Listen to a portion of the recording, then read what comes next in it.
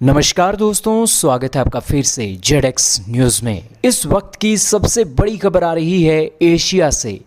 Asia की super power कहे जाने वाले भारत को आज बहुत बड़ी चोट पहुंचाई है हमारे ही एक पड़ोसी ने।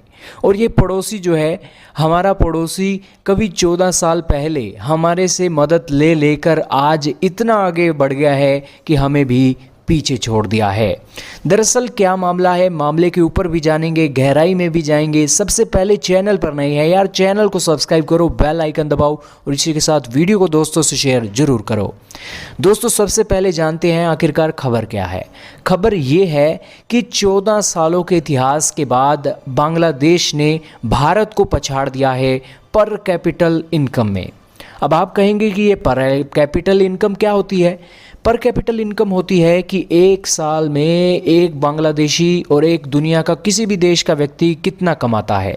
एक साल में जो बांग्लादेशी हैं उनका आंकड़ा निकाला गया है और उन्होंने कहा है कि एक साल में एक बांग्लादेशी 1,64,800 रुपये कमा लेता है।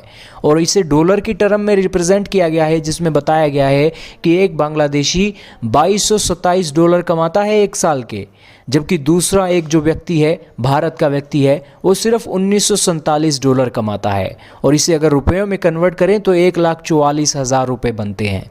और इन सभी सिचुएशन के बीच जो एक गैप है, 20,000 से ज़्यादा का गैप है। और इसी के चलते हम पिछड़ गए हैं, भारतीय पिछड़ गए हैं बांग्लादेश से।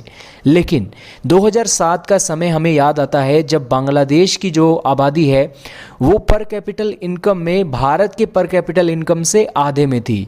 यानी कि एक भारतीय एक साल में 2007 में अगर अज्यूम करें कि 1,00,000 रुपया कमाता था तो 2007 में बांग्लादेश के लोग सिर्फ 50,000 रुपये कमाते थे। लेकिन आज हालात बदल गए हैं। लेकिन आप कहेंगे कि ये हालात बदले हैं तो इसके पीछे के कारण क्या है। दोस्तों सबसे बड़ा कारण तो है चीनी वायरस, जो आज हमारे भारत जैसे देश की रफ्तार के ऊपर ब्रेक लगाकर बैठा है। आज देश के अंदर लगातार दूसरी बार लॉकडाउन लग रहा है और इस कारण से हमारे जो पॉपुलेशन है लॉकडाउन में है और उसकी कमाई रुक गई है और इसी कारण से पर कैपिटल इनकम जो है वो नीचे गिर गई है।